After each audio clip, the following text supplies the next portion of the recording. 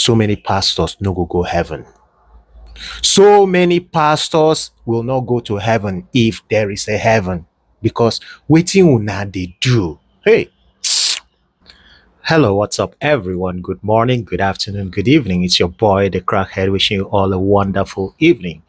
I saw on social media there's some viral news about a one-time pastor of the Dunamis Church who was working directly with Pastor Dr. Paul Enenche. He came on to say so many things about Pastor Dr. Paul Enenche and why he left the Dunamis Church. And today he is no longer a pastor. He is just a humanist. That's what he calls himself. Guys, please, the video you're about to watch is more than an hour. So if you do not have data, I would encourage you not even to start watching it, because your data is gonna, leave you hanging. So if you really want to hear what this man has to say about what transpired between him and the Dunamis Church and Dr. Paul Enenche, then you have to refill your data, because once you start watching this video, guys, I promise you, you will be hooked up.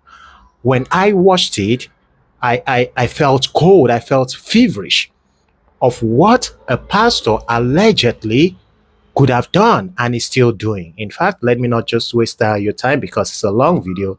Let's start by watching it, and I'm going to also bring another clip when a question arises, in order for you guys to really follow the story and understand what this guy is talking about. So let's begin. Good day to you, beautiful followers of the Cartwood podcast. Today we have a very wonderful person in our midst, a former pastor with the Dunamis Church. He's been a pastor for over 20 years, and today he's at the Cartwood podcast studio to share some very exciting, surprising, and strange experiences that he has had over the years as a Christian, and not just a Christian, but as a pastor at the biggest level. So we welcome you. I don't know if I should call you a former pastor or not, but Abraham Daniel. Thank you so much. Thank you so much. I'm so happy to be here. Thank you so much. I am grateful for what I've seen and for who you are, for what you are doing. The impact is heavy. Thank you. I'm part of the impact, and I'm grateful to be here. Thank you so much. It's not every day that we have someone with your, experience at this studio. When I got the privilege to have you around, I said, we must definitely have you, because I know you must have a lot of things to share with us. People who have not been there will not know most of the things people like you try to, talk about publicly and all of that. So today I want you to please tell us, you have this, is not going to be like a question and answer session. It's going to be you sharing what you know with us. So tell us, what made you stop being a pastor, and what was your experience like, being a pastor under one of the biggest pastors in the world today, Dr. Paul Enenche, and some other things you may want to share with us. Yeah, thank you so much. Like you just said, my name is Abraham Daniel, and I've worked with Dr. Paul for over 10 years, pastor, and outside him, Assemblies of God. I was a missionary in Assemblies of God. Yeah, 1998, I was a missionary. I planted a church in Lantan North, Pilgani, 1998. We are running 2 services then. Where is that? Lantan North is in Plateau State. Plateau State, yeah. When we got there, we are left with a mat and a room. And no church at all. You have to start from 001. It's not what we have here right now, church migration. As of 1998, just imagine how it was. No technology, so you can't call home. I've never been to that place. They don't really speak the literal English. They speak Hausa. They speak Tarok. Sonya, Kankan Sonya, those, so that is their dialect, and we were able to penetrate there. Within 6 months, we were able to, in Assemblies of God, when they are sending out missionary, it's 2 by 2. Following the scripture. And when we got there, we were able to succeed. Within 6 months, we planted a church, running 2 services before we left. What they do, they send missionaries, they break the ground, they now bring in pastors. That is their style. So at least I've seen that in assemblies, and from there, Dunamis Church. One other church before Dunamis, but Dunamis seems to be the one I spend the longer time with, and it's so far so good. Now, talking about how my exit point, you see, there are key things that started driving me at one point of my life, and I will read them out for you. I had to pen them down because of how I treasure them. Number one is my greatest asset of value is humanity. Everybody got their value. Everybody got what they treasure the most. But for me, Abraham is humanity. Number two, my process must be consistent with my destination. You know, before we came on air, we were talking about destination and process, getting the joy. And I like whatever process I am going through must be consistent with my destination. That is humanity. That is humanity. So this thing drives me. Number three, I have no right to criticize what I have no replacement for. So anytime you see me criticizing a thing, I have a better replacement. Because when you criticize a thing and you have no replacement for that, you bring the people to a point of frustration. You are taking them out of a thing and you are bringing them to a place where, like, what next? You're creating a vacuum. A vacuum. So before... And nature abhors vacuum. Abhors vacuum. So before I left, I defined that. And another number four is my motive or conscience is more important than my actions. So whatever I do is not about what I do, but why I do what I do. So whatever I am doing now, I'm coming here, I have to search my motive. Why am I coming here? But being a Christian or being a pastor, did it stop you from becoming or being any of these things you just mentioned? Absolutely. The church cycle or the Christian cycle do not allow you to think out of the box. I wouldn't have been able to explore my passion for humanity if I were to be a pastor. As a pastor, you first, if you are under a general overseer like someone like Dr. Paul Enenche, there's a ministry template that you must follow.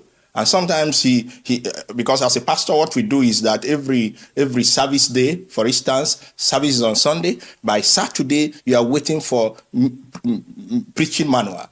So you don't prepare the message. Dr. Paul gives you the message to preach. The scripture, the only thing is your presentation.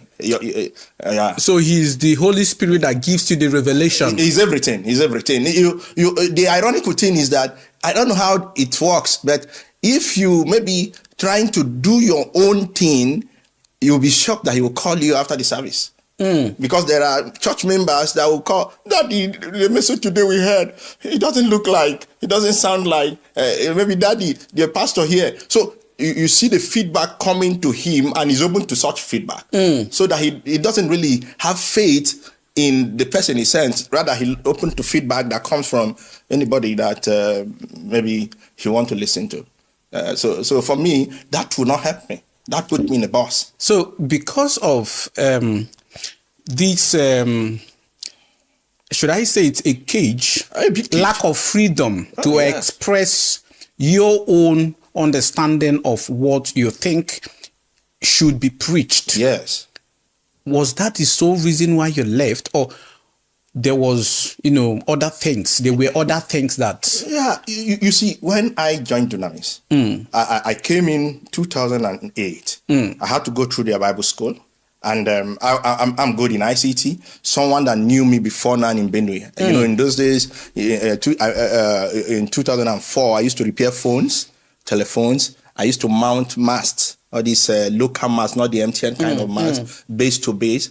Because then there was GSM were just coming, or was just coming. So we, interior villages, all these big men, I've worked for Abamuru, Fabagada. So interior villages, they want to talk with their parents and all of that. So we help in connecting that. So someone knew me then in Benue, Otukpo. I was using, coincidentally, his father's house, Chief D.E. Enenche, without knowing Dr. Paul Enenche. Oh. Yeah, I never met him. I never knew him then. So someone recommended that this guy is very good. He recommended me to handle his production. Because then his production was zero. There was no bookshop. They were using umbrella. And the young men there, they were stealing the whole thing. They would just sell, pocket the money. So they were not accounting for them.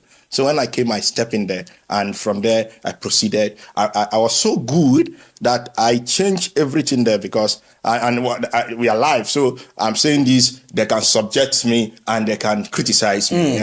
So I was so good that I had to shift the production. I transformed the production before I left there. We built, of course, it's not just about me. I raised other staff that were able to stand by me, and we put up what Dunamis have done as a standard production. At one point, it cost me his pharmacist, because there was no topic that I won't have it here. Sometimes it calls me 1 a.m., 2 a.m. You can call me, Abraham, where are you? I'll say, sir. Because we have this slogan, ministry is military. So if your senior pastor calls you, where are you? The answer is, where do you want me to be? Interesting. So you want me to be. So you're like, I want you to be here. You are there. You appear. You appear there.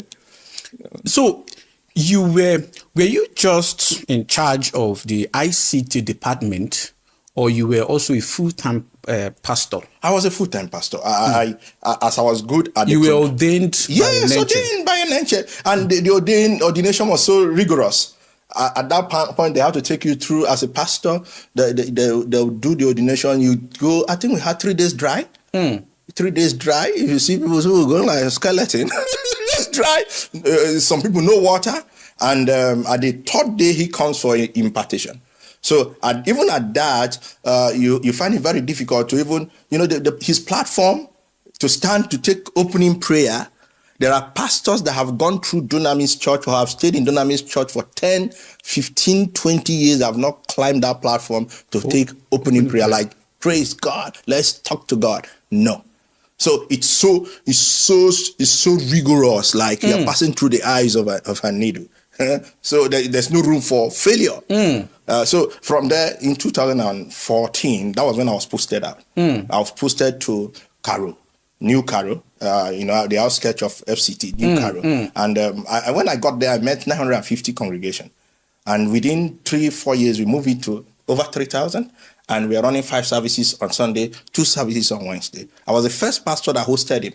I started a school, because for me, I have heart for people. And that's one thing I talk about, my process, being consistent in my destination. While I was there, I saw, as a pastor, people call you daddy.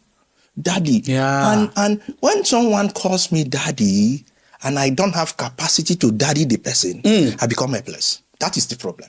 That is just, I have seen people come, daddy, we couldn't pay children's school fees. So my ex-wife, I said, no, we need to start a school.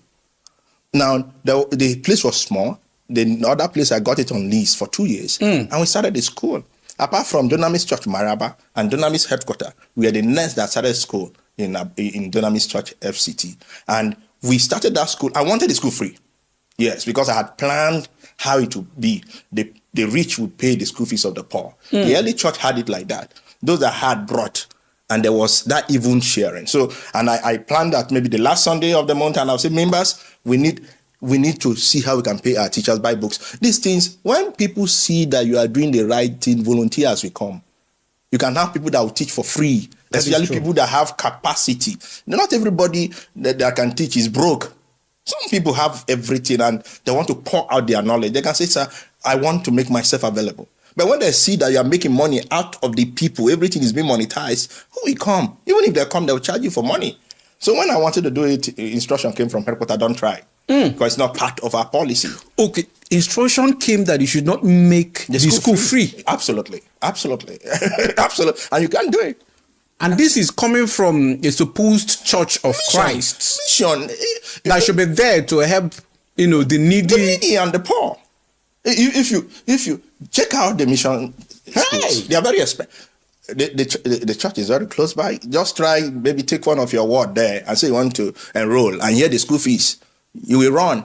And you ask yourself, the church is on a land that they are not renewing. It's their land. The capacity we are talking about, how much is school fees? Okay, how much is teacher salary? Now, let me even ask you. Yeah. You've been a pastor under Enenche. We've heard about so many miracles, Yeah. testimonies of this, the blind received the sight, the crippled walked, this one.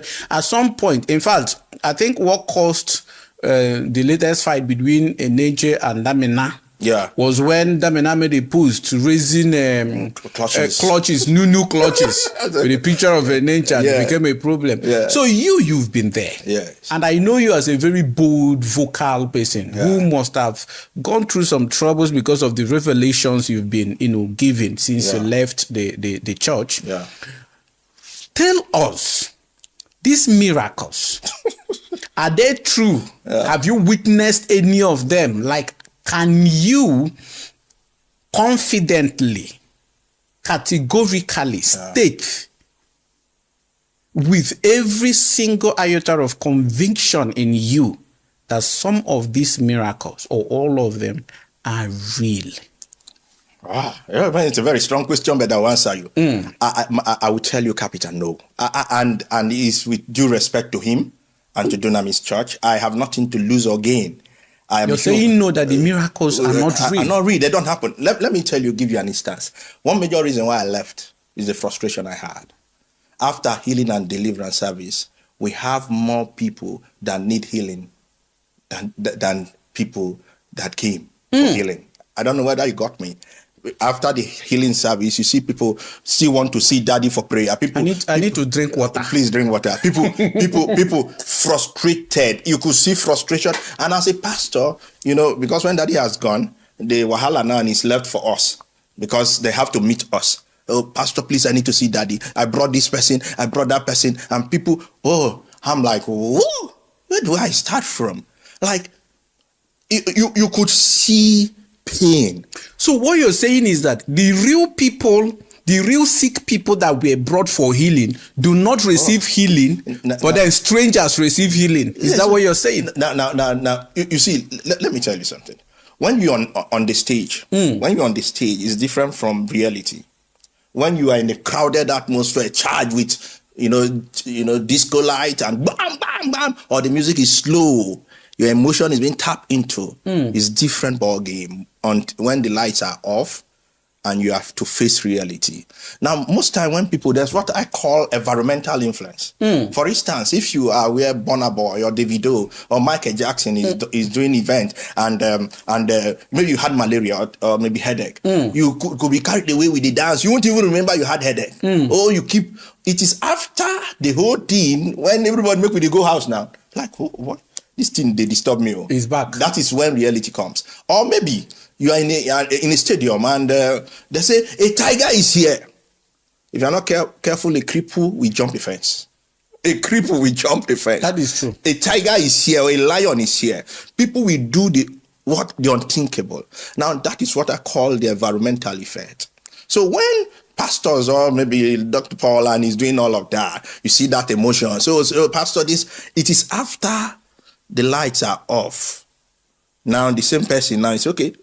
Walk now. Say, that's my stick I brought. Can I have it back? Right. I have seen now as a pastor, and with due respect to him, because I don't know. There's a case I have. I don't know whether it's even him that is suing me. So, but I will say it. Maybe by Tuesday, maybe you guys will not see me again. But no problem. Let me. No. We'll be here to speak for you. I have been there for this is like the 5th time. DSS, FCID. I've been to prison. And this guy has not left me alone. I don't know why. But this one now, and I'm out for him. It's either he leave me alone or I leave him alone. Somebody has to leave the other person. So what am I trying to say? So when you see stuff like that, at the end of the service, I remember one particular one, he or she came with an inhaler. And he said, the asthma is gone. The asthma is gone. And after the service, it's choking. And take. And if you watch, sometimes it's okay, take it as your souvenir. Take it so that you show people. Because you know that this thing is not real. I remember my son. My son had, they claimed my son had a medical issue. And that's why the major victims are women. Major victims. Because women are emotional. Very emotional. And especially when you have this kind of woman that is very clean, things that I can talk. And the women, they love daddy kind of thing. Daddy, daddy, daddy. So sometimes also people want, the way they have placed daddy, people want daddy to pray for them. So they can claim what has not happened just because they think that if I claim it and daddy will say, bring it, bring that testimony out. So they will think that daddy will use that opportunity to pray for them. Okay, so they have not received the testimony. They have not received the testimony. But they are trying to claim it by testifying. You got that gist. So someone can say, I came here. All they want is so that daddy, because to them, daddy have some power. And if I remain, because daddy wouldn't want you to come testify when you are not healed. So you have to claim you are healed so that daddy can lay his hand and use you, and camera will capture you for the whole world to see, and you are trending. You are trending. I remember there was a video that was posted by a man that claimed to be a soldier. I think we criticized that video and they pulled it down. And I'm still challenging them if they can still bring forth that video. The man claimed that they shot him and he didn't enter. And later it was find out that it was cigar light he used to. even Dr. Paul Enenche himself felt scammed. No, I'm not joking. He felt scammed. Like I remember they were giving the guy accommodation. They were, let me tell you. Can I shock you now? There was this guy. Cigar light. You don't go understand. People, they hustle. Guys are hustling.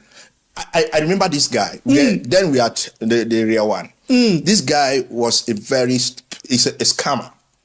But things were falling apart for him, and he needed the platform to resurface, to survive. So he came to testify. You see, in the dream of the night, the face of daddy appeared, and this, I am a changed person. And you see, emotions, when it happened like that, everybody like, ooh, and this person have no place to go again. It's only me and God now. So church will say, oh, daddy will say, you make sure this guy has accommodation. Make sure you take care of this guy. And I remember this guy pretended like that. Nothing happened. He started dating because I was in charge of production and marketing. I was supervising them. One of the young lady that was in charge of Seeds of Destiny, this guy started dating this girl. Oh, you people even have marketing department. You sell product. The messages is preaches, and they are not free. You pay for them. So the girl that was in charge of Seeds of Destiny now this guy started dating this girl, because the guy noticed that is where the money lies. So before you know, this girl will be giving this guy money, 100, 200, 300,000. That was how this guy left. Oh, when this guy left, it shocked Dr. Paul. Because people, and that's one thing I tell people, when you build, I have great respect for him. But you see, whatever you are building will be tried. Will be subjected. That is and that's what we are doing. I don't have any personal issue.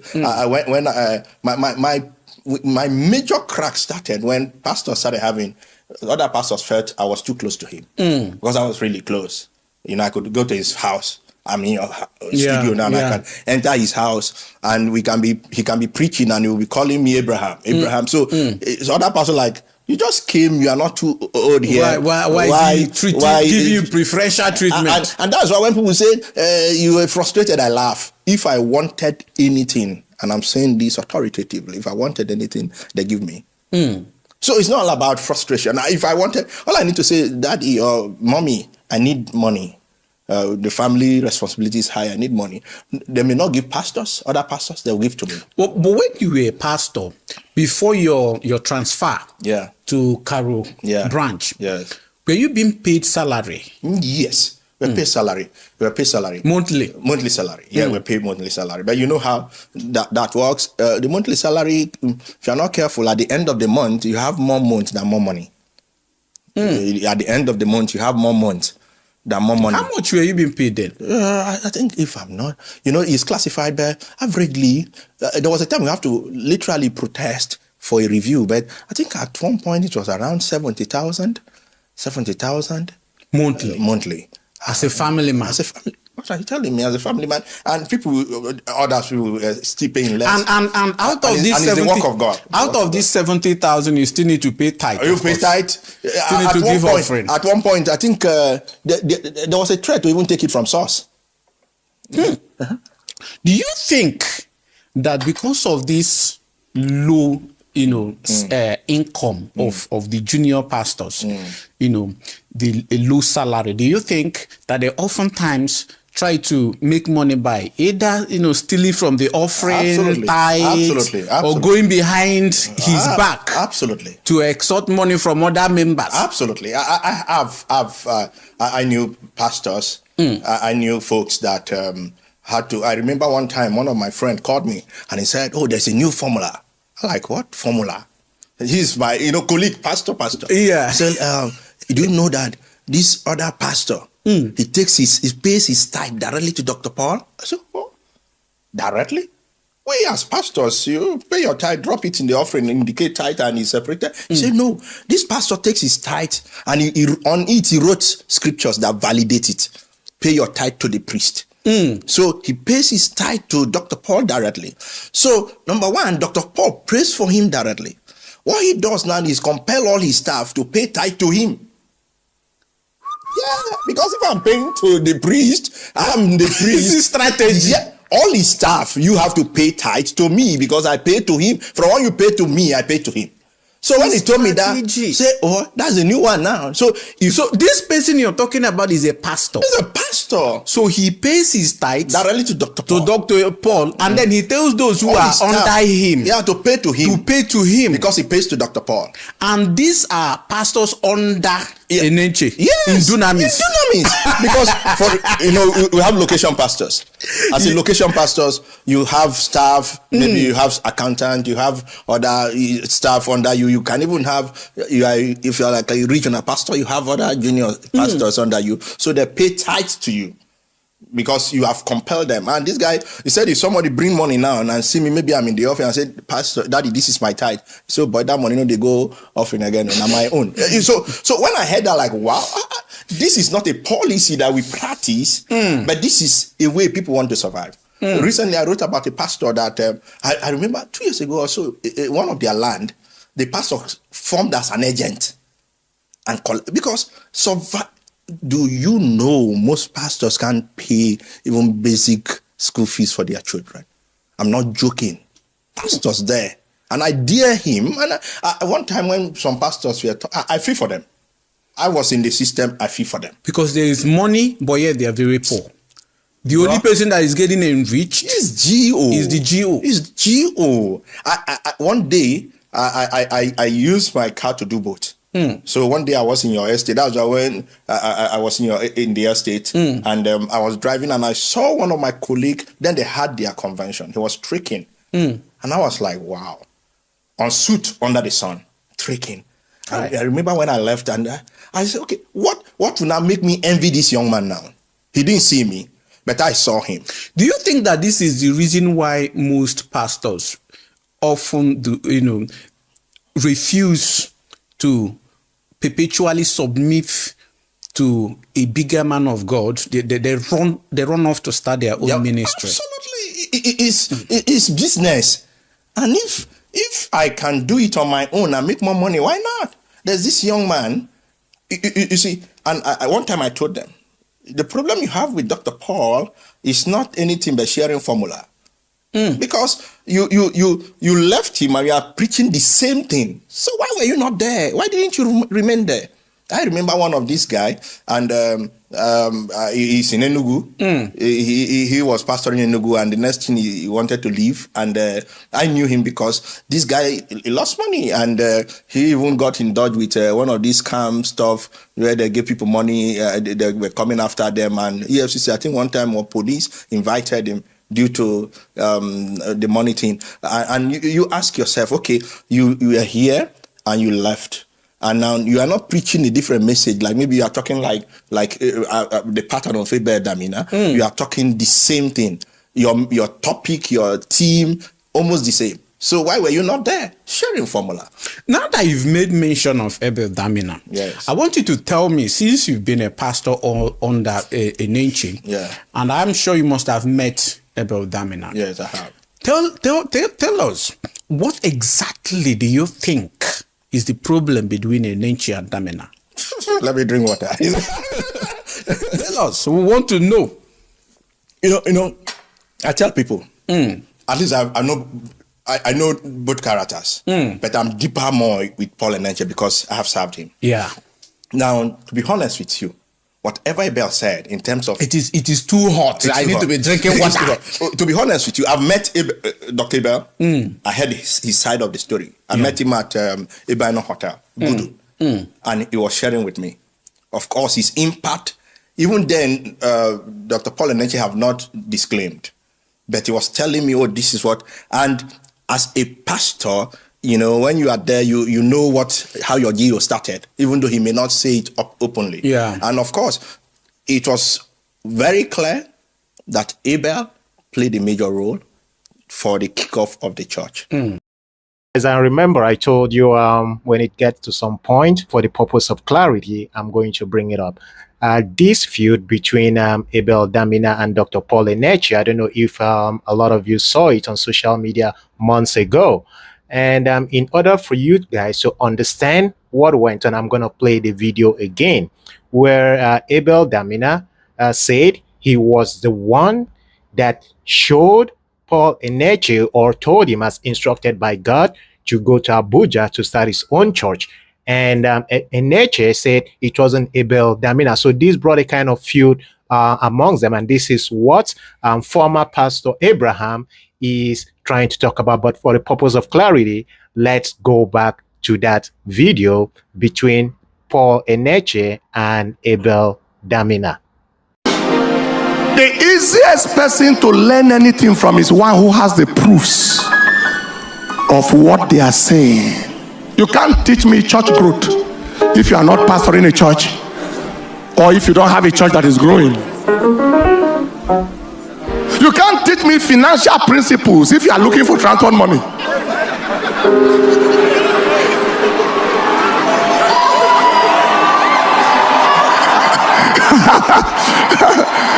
Hallelujah.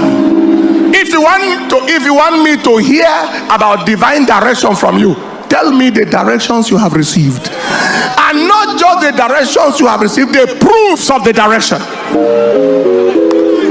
I am telling you directions with proofs. So I was giving this illustration of how he came to me, and he said if I have people in the UK that can give him scholarship, him and his wife want to go and read masters, so that when they come back from the UK, they can start medical missions from village to village and all of that. So I told him, okay, they gave me the letters. I still have copies of the letters. So I said, okay, I'll pray about it and I'll talk to you guys. I gave them my guest house, they stayed. My guest room, they stayed. I prayed that night, and in the morning, the Spirit of God spoke to me that no, he shouldn't go to London. He should go and start ministry now. And I woke up in the morning and I called him and the wife and I told them and I prayed for them. And he said to me, but he doesn't know where to go. And I said, I hear Abuja in my mind. Pray about it. And he said, okay, but I don't have anybody in Abuja. And I told him, when you get to Abuja, when you get to Jos, go to Abuja, arrive early in the morning. Just do evangelism on the streets. As you begin to preach, you will come across somebody who will receive the gospel and give you a place to stay. And exactly like I said, it happened.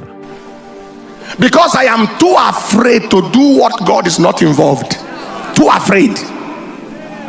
I am too afraid to go on a journey that God is not involved in. So I was at a junction. 3 ways to go. Lord, which is the way? And I separated myself. The last week of May to the mountains of Ganarop. 3 days fasting. Repetitious tonguing. First day I had nothing. Second day in the evening I was sitting on the rock outside and praying at the Capro School of Ministry in Ganarop. He said, what I spoke to you about, and this is like 10 years previously, the time to step into it has come. How, Lord? Where, Lord? And specificity, not just Abuja, but where in Abuja? Where? Not Miss Road to Metama, not Miss Road to start in Wuse. The specific location. And while that was happening, my wife was at home. Lord, whatever you are telling him, tell me here, so that I can confirm that you directed him. When I returned back home, she opened her book and brought her note, word for word, what I was receiving.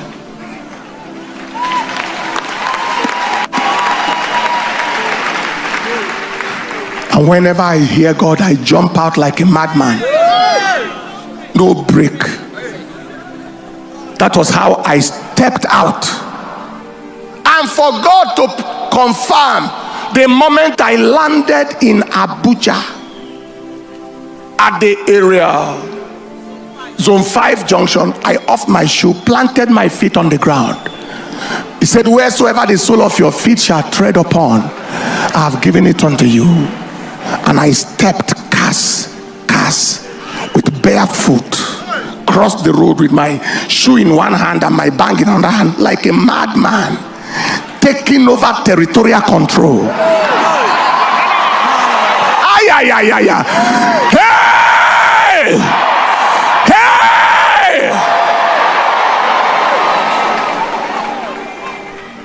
I ran into a young man who testified in the first service, who met me.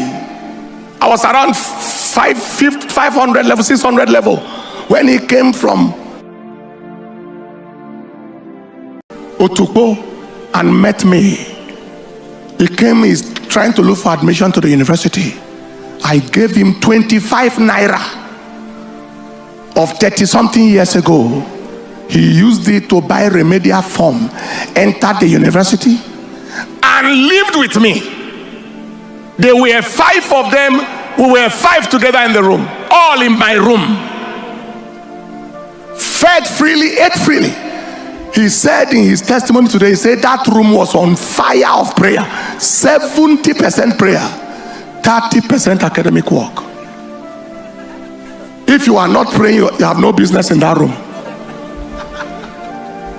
He was ruggedized, graduated as an architect, and then had been in Abuja.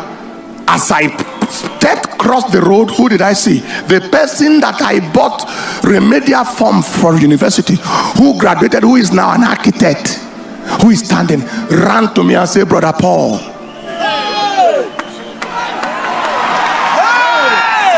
Can you see that divine, calculated divine, Brother Paul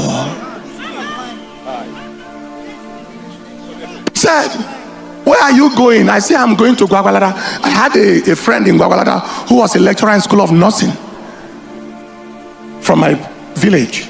I thought. And then he went to Abuja and started the church. And when the church was to move into Sheraton, because they had a guy called Adamu who received Enenche, gave him a place to stay in Abuja. His name is Adamu. And this Adamu of a guy sponsored for them to move into Sheraton because the parlor they were using was no more enough. So when they moved into Sheraton and got the smallest room in Sheraton that takes 80 people, he called me to come and preach. Okay, that was the feud between Dr. Paul Enenche and Dr. Abel Damina. To be honest with you, whatever Abel said in terms of It is too hot. I need to be drinking water. To be honest with you, I've met Dr. Abel. I heard his side of the story. I met him at Ibano Hotel, Gudu, and he was sharing with me.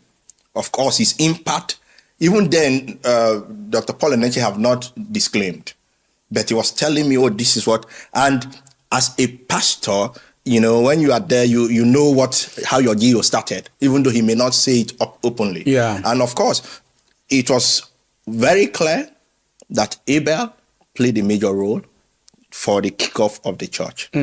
And one time, while Dr. Paul Enenche, the problem with Dr. Paul Enenche, for him or to him, he has arrived so massive that to accept Abel as someone that brought him from that level to where he is like you are belittling him. It's just like you're a big man now, and your father has one leg.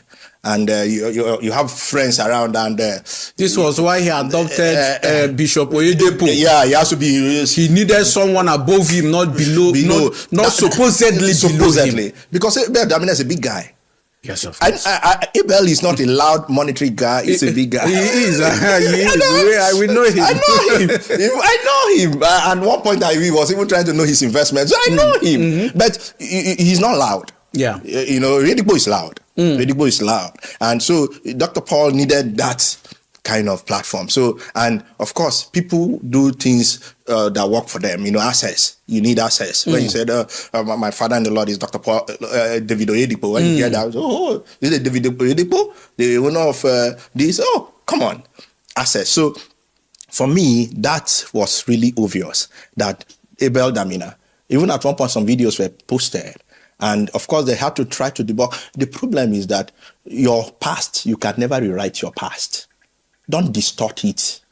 Just leave it the way it is. If you have a poor father, it doesn't make you, and now you are rich. That is in quote. Abel is not broke or poor. But Abel, his style of message, I remember we have hosted Abel before. We have hosted Abel before. And Abel have preached for him. And so for me, for him to say that, I was disappointed. When I heard that thing going up and down, I said, no, sir, you can do better. Was it disrespect to Abel Damina? Come on.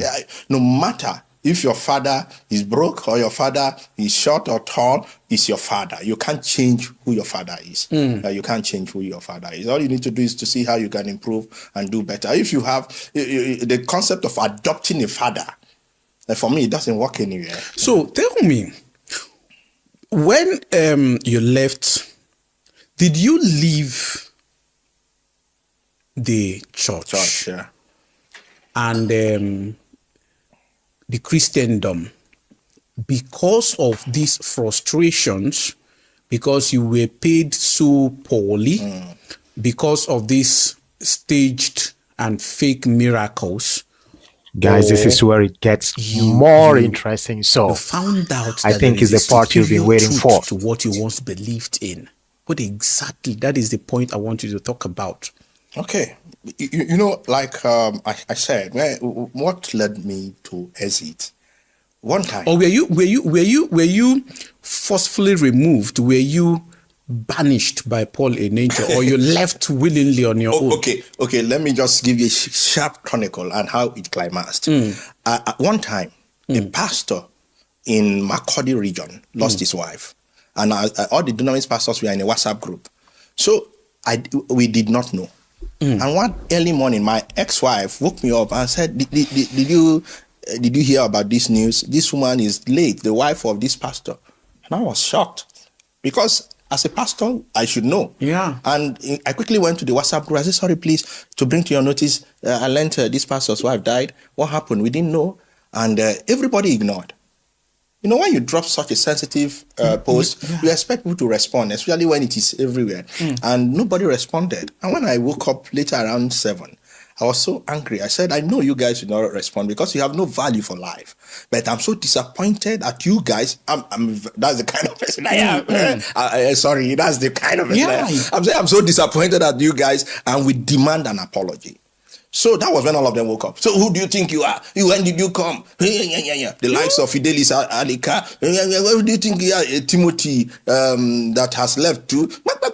And I said, "I don't care. This pastor is a pastor that his wife Did died." you say that this was a WhatsApp group for pastors or for market women? I'm not joking. They insult until they removed me from the WhatsApp group.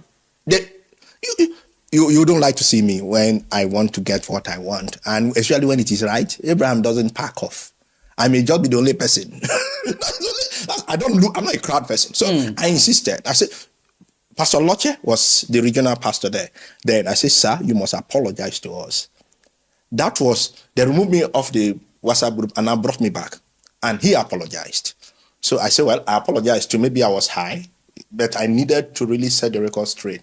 I may be your junior in terms of when I came in, but when things are not done rightly, this woman served under Tunami's church, and when she died, let's know. I can't see him and say, 'Hi, is your wife?' and like, my wife is late. How does that sound?"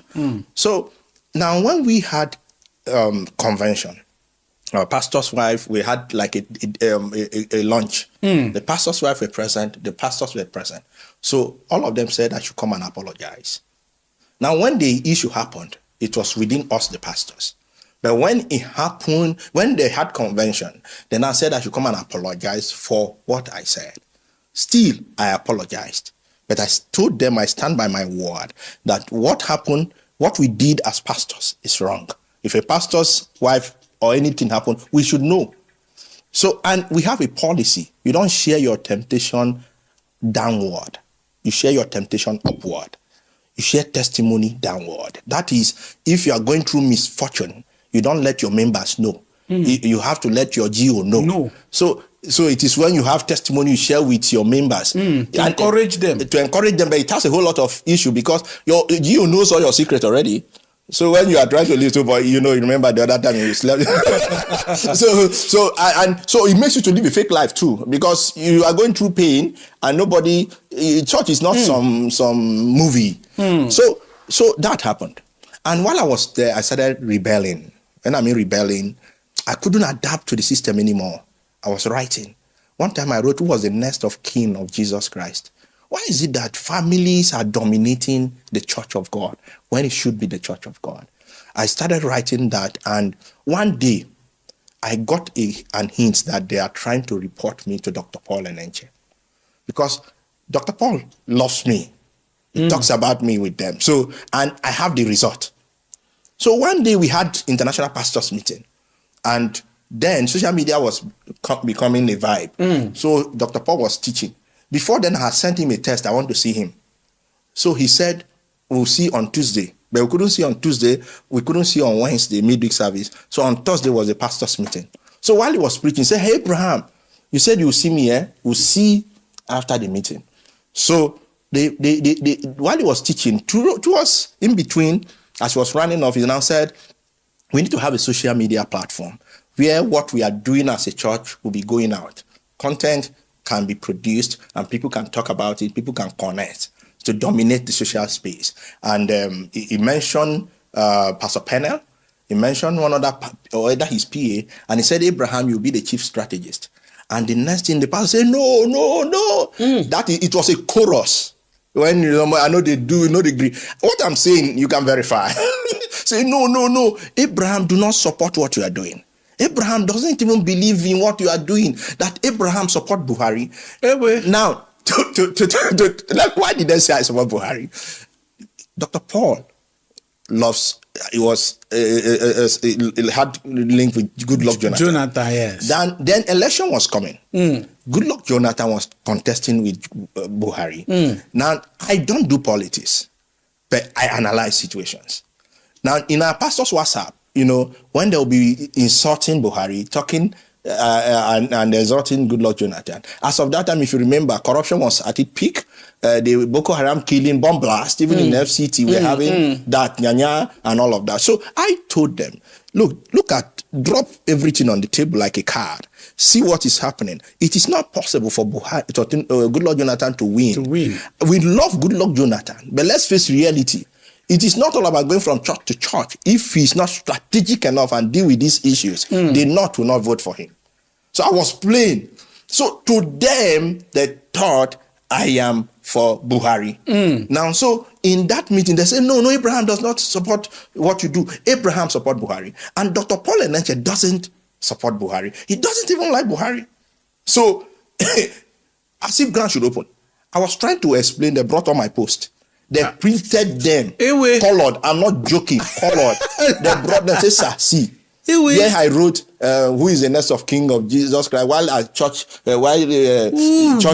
family team getting involved, they were showing him. So he collected, his wife collected. So I will run to this to explain myself. I said, "Sir, it was a carefully orchestrated." I am not joking.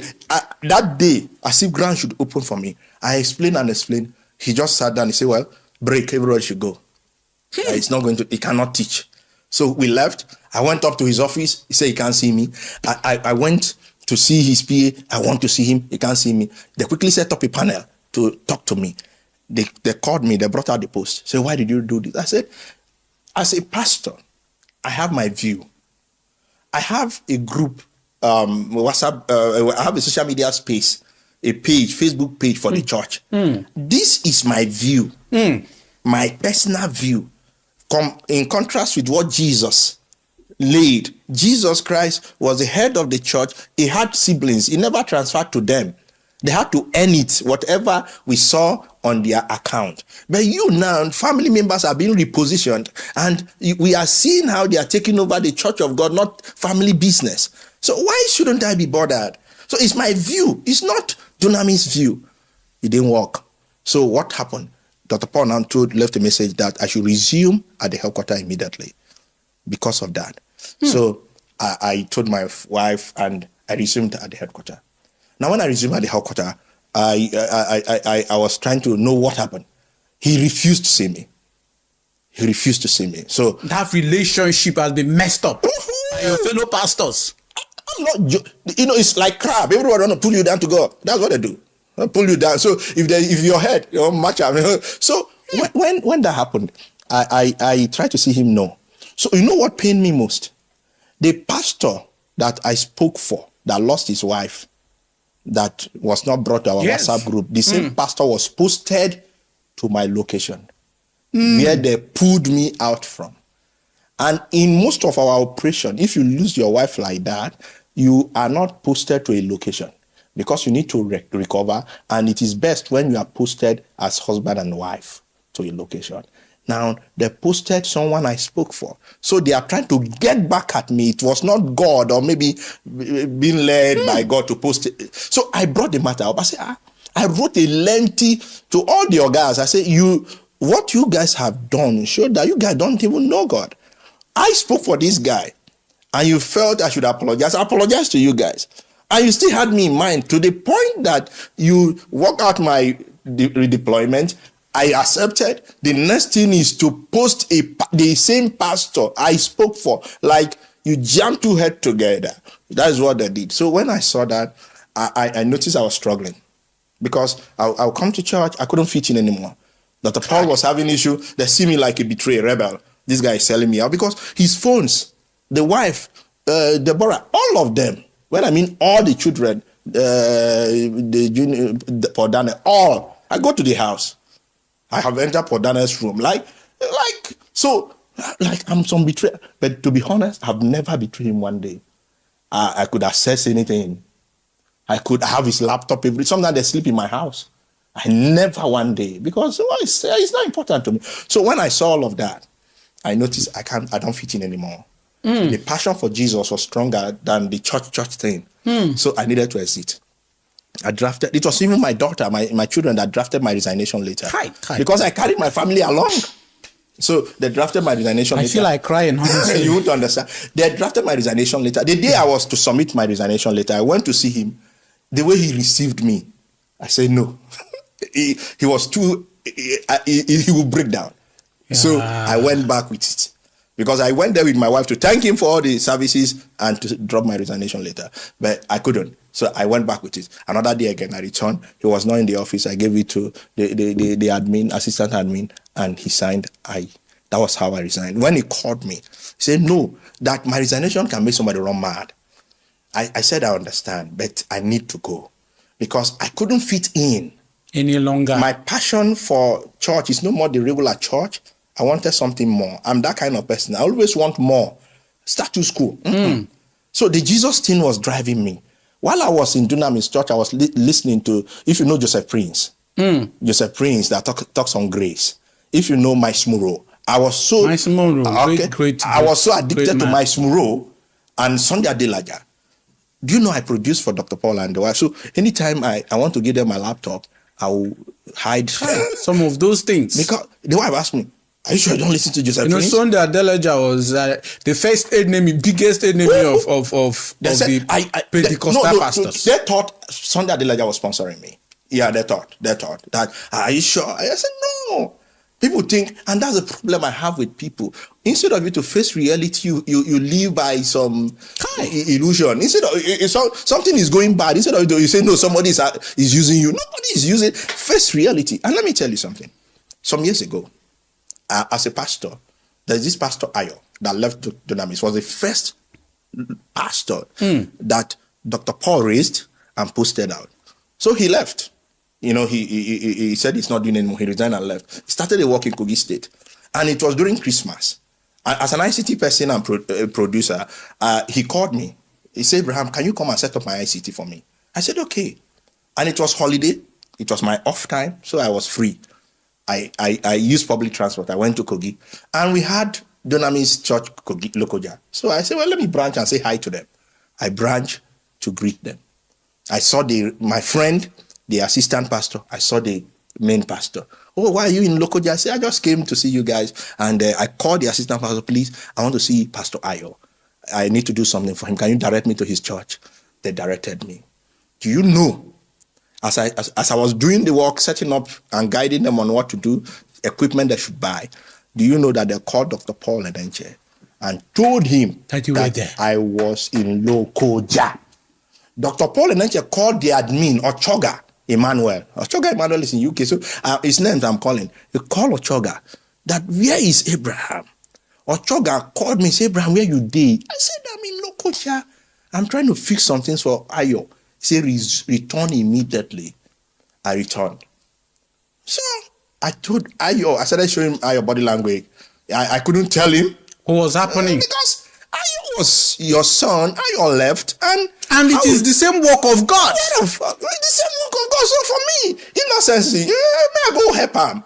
And of course, I will make some money too, because I set up equipment, you pay me for workmanship. So Ayo was trying to call me. I just ignore his call. Ayo is late now. Now, when that happened, he did that. Do you know? I'm telling you, and he will watch this, because I know his church member will send it to him.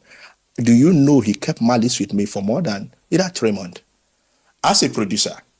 You mean Dr. Paul Enenche? I'm not joking. Malice, because you tried I went to help Ayo. Let me tell you what happened.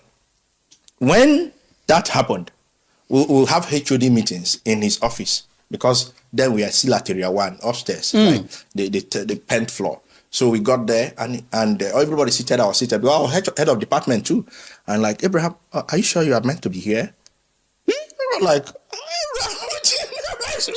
Abraham, who go there? Because I record the event. So it's not like your guy now. You now tell him, are you sure you are supposed to be here? So how do we record? So like, I stood up, I left. So that happened until one day he called me to his office. And one thing about me, if you don't send me, I don't send you. I'm doing my job, and if you don't send me, if you say we'll get problem, tell me say we'll get problem. We'll go sort them out. So he called me, and one thing about me is he knows me for boldness. He called me inside me. I said, Abraham, do you know you're my son? I said, yes. Do you know I love you? I said, yes. But you know what you did is wrong? I said, oh, sorry. He said something I will never forget in my life. He said, the enemy of your father is your enemy. That thing sank. So Ayo was meant to be my enemy, because he's his assumed enemy. And what did he do that he was assumed enemy? Nothing, just because he left. Do you know, sir, as I am no more a pastor of Dunamis, it will be a taboo for any of Dunamis pastor to be seen around me. I remember when Philip Abba left. There's a Philip Abba. Philip Abba was like his deputy. They had issue, he left. For if as a pastor I would need to see Philip Abba, I have to hide like a thief. Go and see him. Because the guy was so good to everybody. I served under him before I became, I moved to headquarters. But I can't see him publicly. I won't let anybody know that I saw him. Members will even call him. They all have his numbers. I don't know how they do that. So the church thing for me at that point, no, I don't fit in here. So when I left, I started what I call Kingdom Culture Bible Church, still in New Caro. So I did a vision presentation, and it was on Saturday. Just let people know why I left and all of that. In the evening, this I'm saying I may not have, because voice call, but if he can look me into eye and said I'm lying, let's posterity judge. He called me. I said, Abraham, I heard you are starting to work in New Caro. Are you okay? Is something wrong with you? I said, sir, but I've left you. He said, but you didn't tell me that you are setting up a church. And of a truth, I didn't tell him. Because if I tell him I'm going to start a work, it will be hell. So I told him, well, especially in New Caro, where you built some members for him. So to him, that's my territory. And so for me, I need to work within where I know. My house is there. Where will I'm in New Caro. I don't have money to go rent somewhere else. And so the insult was heavy. I dropped the call. So I started thinking, how will this man that have these big, massive branches is still bothered about petty things? Petty things. One day, let me shock you. I wore a shoe to his office. his desk is very high. So if somebody is coming, I wore a shoe to his office. He saw the shoe I wore. I said, Abraham, that's my kind of shoe. I said, this shoe? You know, in area one, then if you are going to the church, all these Hausa men used to sell shoe. I said, that's where I bought that shoe from. He said, no, it's my kind of shoe. I stopped wearing that shoe. Yeah, because Oga saw my shoe. It's not like you saw one of your. That's my kind of. I stopped wearing because I never wanted something that. So for me, I had to leave that cycle. And when I left, the internal journey continued. So he was the reason why you could not continue with the church. The scenario of that Buhari, where they said I saw Buhari and brought up my post. No, I'm even talking about the church you started. Yes. I had to stop. And you know, bro, my talk no they finish. They started using my ex-wife. Oh, my brother.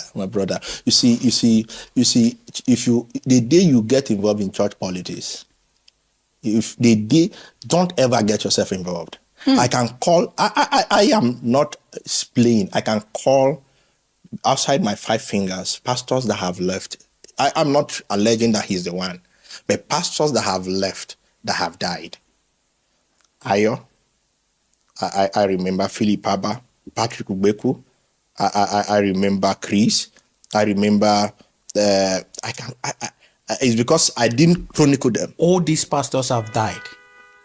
This is how the system works. When you leave, they need you to be struggling, to validate that you left a cover. You've now been cursed. You know, I read a comment on one of your videos. Beautiful. Someday, and this comment came from a member of Dunamis. It was he made something. He said something. He said it's a woman actually. She said that you should go and check your life now, and check your life when you were with Dunamis. So what they do is that they have to bring you to that point where you are broke, you are struggling, and they will now tell their pastors. You see, when our pastors may have said that this one I heard from him. They say this guy left, he's struggling. You see, things are not working for him because he left the cover. And what they do, vulnerable wives. I remember one pastor, the wife came to ask for house rent. And what they do, they will tell you to come and see them after service. After service is when the church have closed, and all of us will be walking, we'll see her, see a woman seated like, so, madam, she'll greet. Why are you here? Oh, I want to see daddy. I want to see daddy. So she will eventually see daddy. And later, you saw her when, do you see that pastor's wife? She came to beg money for food. I'm not joking. Money for food. For food. So you now, oh boy, I don't go anywhere. Now here I die. Because the message will be like, if you leave, you will suffer the same thing. And that is why court is an understatement. When it comes to some of these Pentecostal pastors. When I left, my ex-wife became her. I will attend meetings. She will go and sit at the back. She doesn't want to identify with you. She said, I must return back. She doesn't want to inherit your curse. He said that, boss, she made my children to have the same mindset that I must return back to Dunamis. To the extent that I was tempted, I had to call them. I had to make an attempt to even come back. That was around the same 2019, early part of 2019. I had to even come back here. It's okay. You want me to come back for there to be peace? Okay, I will return back. Pastors were caught. My ex, because that's what they do, they'll crack into your family.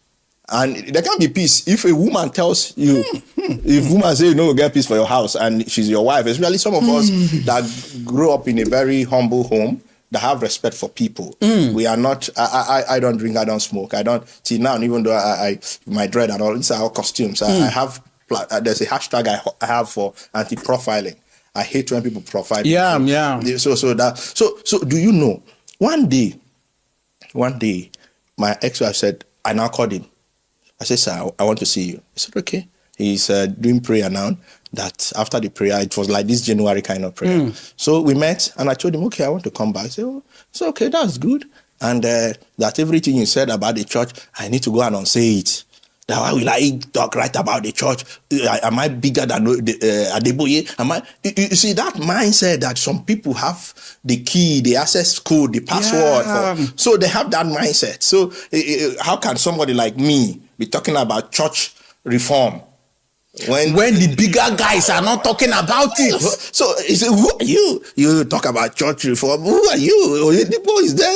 Do you have evidence? What they call evidence is a car, the big auditorium. They don't understand that intellectualism. Sometimes ideas. they do understand, but they just don't want to accept it. Yeah, because they don't have capacity to ride on that. And so when he told they've walked so deep into the dark that finding the light becomes impossible. It's not child's play. When that happened, and I said, okay. Then I said, okay, you see, they won't place me, I won't return as a pastor, but then I started giving me their gadget again. So I would just go sit, help. So anytime they are preaching, I'll be pressing my phone. Because my mind has left. Anytime they are preaching, I'll just be chatting, writing online. Still be looking for trouble online. I don't know whether you understand me. I'm still invalidating what he's saying online. So one day, I told him, okay, I'm doing your job for you. I moved to Lugbe. I was in Lugbe Federal. I was in a new site. I said, okay, I don't have anything now. My children have changed school. Can you, the money you pay me in bulk, so that I can fix a school for my children and I can get a car for myself, so that I used to do Uber, because the car I had was not verified by Uber. And they said they can't buy a car for me, but they gave me, I think, 200,000. So I had to get a car on hire purchase, and I was paying small, and I was doing their job. Until one day, I told my ex-wife, I am tired. I know they do again. Hi. I know if it means divorce, no problem. And it led to divorce. I can imagine the insult. See, you see, if I tell, you've not heard anything. If I tell you things, you can't sit where you are seated. If you understand empathy about life, you can't. Paul and Enenche took me to prison. And for what? Took you to prison for what? In 2019, you know Naira Land? Yeah. You know Naira Land. In Naira Land, somebody pasted my picture and said that this pastor was sacked from Dunamis Church, and he resorts to talking about pastors, Paul Enenche, and insulting pastors and calling churches names. So somebody drew my attention. So you see what they are, and you know Naira Land, how Naira Land, people be insulting you, is a thief, we'll deal with him. So when I saw that, Naira Land is full of cyber terrorists. So when I saw that, I'm like, who are these guys? So I now copied the link. I took it to my Facebook. I said, this is it. I resigned from Dunamis. I was not sacked. But due to this threat, if anything happened to me, Dr. Paul or Dunamis Church or my family should be held responsible. So that was what they had on. Now, when it happened, their lawyer was pretending, and the police were pretending to sympathize with me. Because as of that time, my ex-wife was already leaving. I was struggling to keep my family together. So they were calling, oh, how you doing? We learned you were a pastor before, but you are doing both. Oh, how you feeling your family? Do you know, at one point, I was living in my car. So because my ex-wife was a trouble, so in any hotel, small hotel, I can pay 2,000. I'll just stay there, and in the morning, wash my car, I enter the road. So then I said, the guy said, can I see you? I have a little token for you. I said, well, I am hustling. And I basically, I can survive. So I don't really need, he said, no, I want to help you. So he kept calling, you know how boat is. I can get requests in a different direction. So one day, I was around taking somebody to Idu train station. I said, okay, that's where I am. So while I was on call, I look up, there was a speed bumps. One hill lost, mad brake, I hit her. The front of my car, windscreen, engine, Corolla, 04, damaged. So I told them, see, people have made me to have accident. I'm here. Come and meet me. They came. It was around 8 already. They helped me. The car couldn't be pushed. We had to literally tow it to the chief palace house. We were begging the man of the healers. The man insisted. I begged. Spent more than 2 hours. You know how it is when you use somebody's car and you know you don't have money. So when I finished begging, the man said, okay. But the following day, which was Saturday, I must stay with his Padebita and his driver to fix the car, his Hilux. My own, I was not talking about my own. So I was to leave. I bought suya for them even. I didn't know they were policemen. I bought suya to thank them. Oh, thank you for helping me. And they said, how are you going to go? I said, they should drop me now. You know, Lugbe, they will drop me at Airport Junction and I will take to Lube. I said, okay, thank you. So they were to enter the car. Nobody sat at the front. I said, oh, no. He said, no, they don't like sitting at the front. They put me at the middle. And I was already tired. The impact of the accident, I hit my head on my steering. So they were driving the speed. I said, waiting now. You're just talking, looking serious. On my mind, are they kidnappers? What is happening? So when we got to that airport junction, instead of turning to Lube, these guys were going towards Gaines Village. I said, what is happening now? He said, no. Do I know Dr. Paul Enenche? I say, that was when even my mind came down. I thought they were kidnappers. As they said Dr. Paul, I say, I hear at least. At least someone that knows you. Yes. I said, yes. So what did I write about him? I said, what did I write? That was when they took me that night to Caro, new Caro site police station. They said I should write statement. I said, no, you saw the accident I had. If you have conscience, you would have taken me to the hospital. You are asking me to write statement. They said if I don't write, they will lock me in the cell. I slept in the cell. I was in pain. I slept in the cell Friday night, Saturday. On the DPO invited me. I explained. The man laughed. Say all these pastors that they just want you back. That is what they had. That what you wrote or what they are alleging that you wrote is not a major thing. This man can call you and even talk to you. Somebody I've worked with for 10 years. So he said there's no case here. The DPO said that and all of them. So the DCO also said that. So when their lawyer came on Monday, the lawyer said they are transferring the case. The DPO insisted that they are not moving me from there. They said, so it became a war. The DPO had, because they had no ground to charge me. So the DPO said, no, this is my case. And they said, no. They had to bring, later from either a higher, somebody a higher rank. That was why they now took me to Kubwa Area Command. Can you see the movement? To Kubwa Area Command, where they had soft landing. So they needed a place that would just be easy. That they have authority. Churches, forget them. And that was how when we got there, everything was already prepared. I had no lawyer. Who give me money? I searched online. I saw all this human rights. I thought when you say human rights, it's just straight. They charged me. I had to begin to look for money. That was how I went to court the following day. Remind. And defamation. I said, how? Even when that happened, the next time again, they granted me bail. I was able to look for money, got bail. As of that time, my ex-wife had left. Packed the children, had left. And we were battling divorce case. I was battling Donami church case. My mother told me when she heard that, she came, elderly woman, she cried. She said, please, can you go and beg Dr. Paul Enenche or the Biki and the wife, because the wife is my sister. We come from the same place. So can you go and beg her? She should understand that maybe whatever differences can be settled.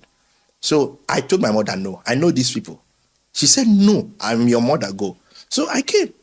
They said, come on Sunday. So after serving, everybody will just see me sit down like the normal thing I told you. I just sat down and I went to her office.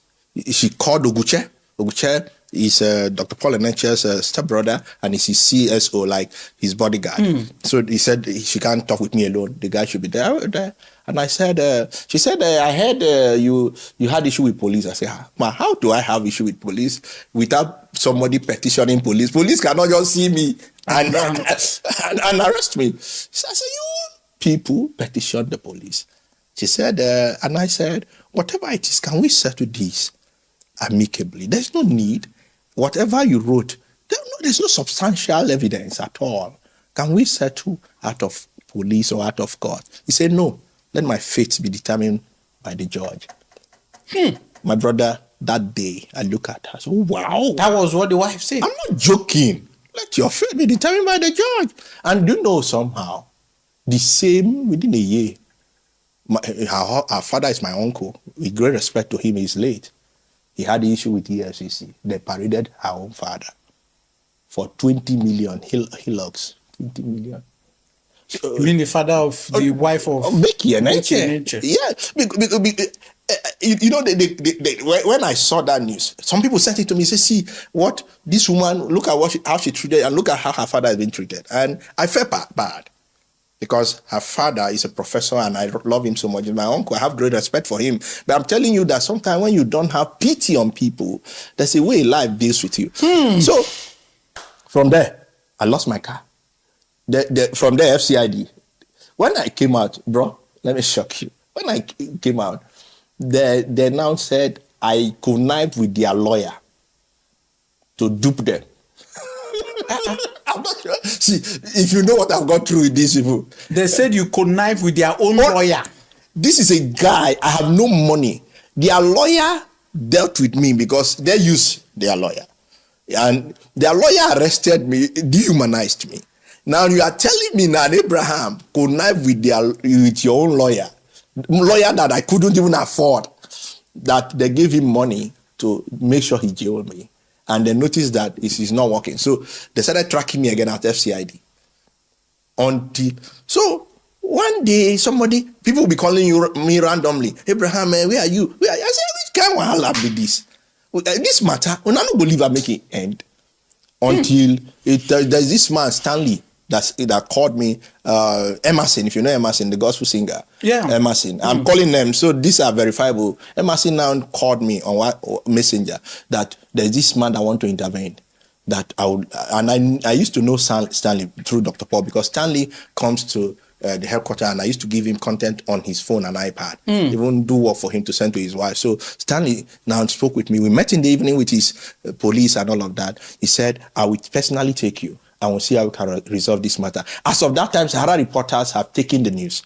So Dr. Paul was shaking. He was pressured. He doesn't like that public perception. He loves it when everybody sings his praise. And now somebody has punctured for the first time in his life. Somebody have taken him to social media, social space. So the man now called, went to FCID, and they said, are you Abraham? I wrote my statement. And I told them, this. I have done this man nothing. I've served him.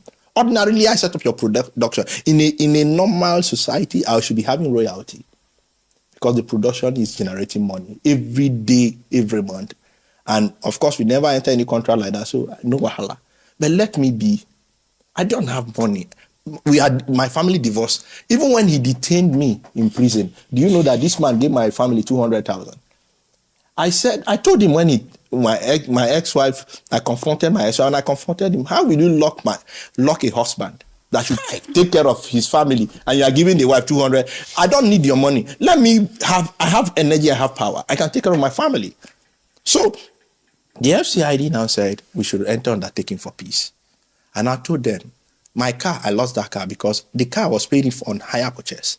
I paid over $1 million plus. And the agreement is that after 2 weeks, if you are not consistent, you lose the car and you lose the money. So, and I was in detention, so I lost the car and the money. The man got angry, carried his car. So I lost. That car should be bought for me so that I can get my life back. They now said I should delete my Facebook account. This Facebook is not. I deleted the Facebook. I know one thing about me, I trust people easily. So when they said delete, I deleted. When I went to his office here, and they said, come the following day, story that, they can't buy me a car, they can give me 200,000. What? Sir, we had a gentleman agreement, and you promised. I said, no problem. I was broke. I collected 200,000. I left. And 2 years ago again, the petition DSS, the one at Asokoro. One day I was driving, I got a car on weekly remittance. I was driving.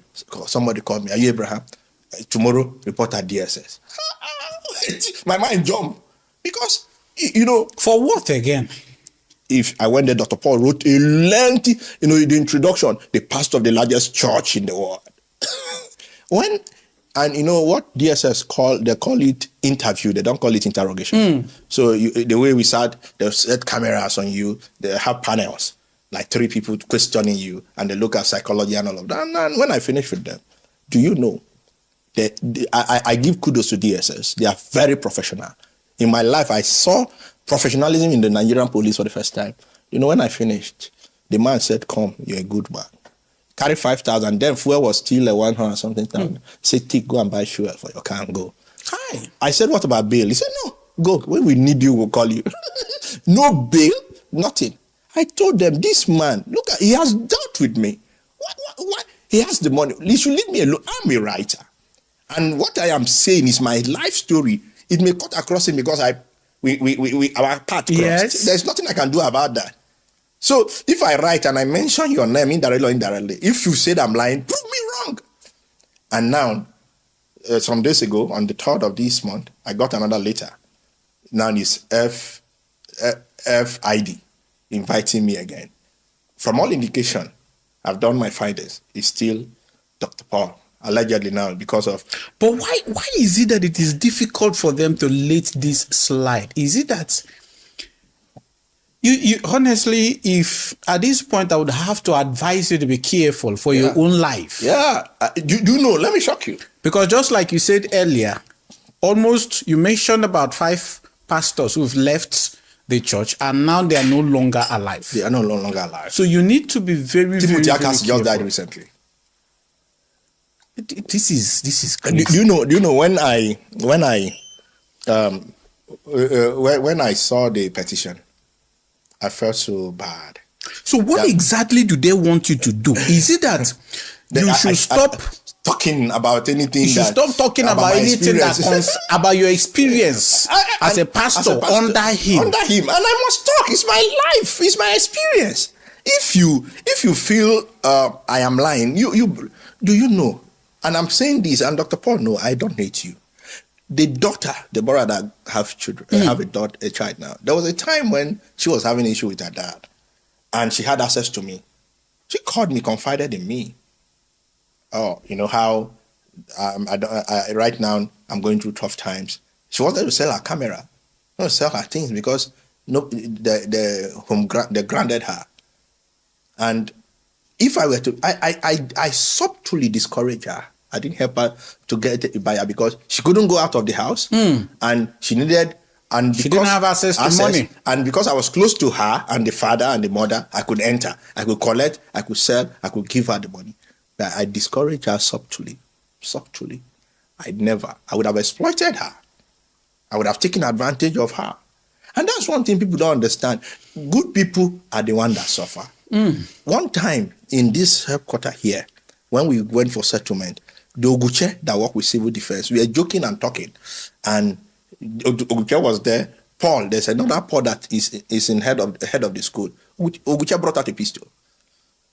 Brought out a pistol, we're joking, say, oh boy, see, it will send another person. I'm like, oh boy, but one thing about me, I have a clear conscience. There's one guy that used to write petition against me, Naimeka, he's late. One general they were using to train me that time, and I have never, I don't pray. I have a conscience. I just told you about my value. I read them for you. So I don't, if I'm going out, I don't go out. I know if the only thing I know is we all die. But, someday. So if I stay in my home, in my house, I can die. When I was in prison, I saw people in prison that did nothing. Yes, so you can go to prison for doing nothing. Exactly. So if I am going to suffer for a cause that will transform humanity, so be it. So when the guy showed me the God, I wrote about it, and they pleaded I should let it slide because he was not licensed. Civil defense is not even licensed to carry a pistol. So what am I trying to say? We have seen threat. When I mean threat, but humanity first. Humanity. I'm feeling cold. Oh boy, me too, I'm feeling cold. In fact, to the extent that the cold came into me, I felt like even falling asleep. Kudos to Cat Roots, to this interviewer, this young guy who has, been able to bring former Pastor Abraham to tell us his story. I know there are people who are still not going to believe this story despite the fact that Abraham called names. But again, you can defend your pastor, Dr. Paul Enenche. But in my heart, so many pastors no go heaven. So many pastors will not go to heaven if there is a heaven. Because waiting una they do. Hey, that was how that Mrs. Hefziba came out to talk about TB Joshua una basham. Last, BBC come bring out documentary. Now, this former Pastor Abraham don't come talk in own about waiting Dr. Paul Enenche do am. I know say people where they bash this guy, they bash him. But make una no worry, BBC is on the way. Una no sabi say most of una pastors, BBC just they do secret documentary about them. Tomorrow, fire go blow. Nyash, how did it nyash? Now understand what I mean. But anyways, if waiting this former Pastor Abraham talk now true, Dr. Doll and Dr. Pastor Paul Enenche, you no try. And you for your mind, if you did this thing, if this guy is true, if waiting this guy talk is true, for your mind, you feel say you will go heaven. As in, as you did so. For your, as in, maybe get waiting you do where we know sabi, where God will allow make you enter heaven. But if trumpet sound now, Dr. Paul Enenche, you feel say you go heaven for this thing where we dey hear so. Anyways, thank you guys. For those of you who watch am to the end, make I go sleep.